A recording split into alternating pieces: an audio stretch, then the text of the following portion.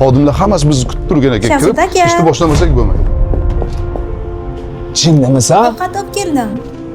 Yo'lda ehtiyot bo'l.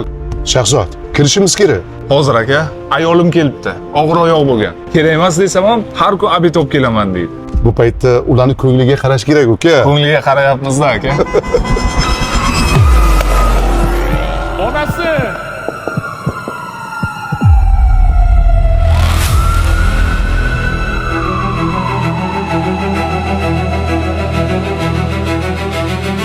Ko'zingni och onasi. Nimalar qilib qo'yding?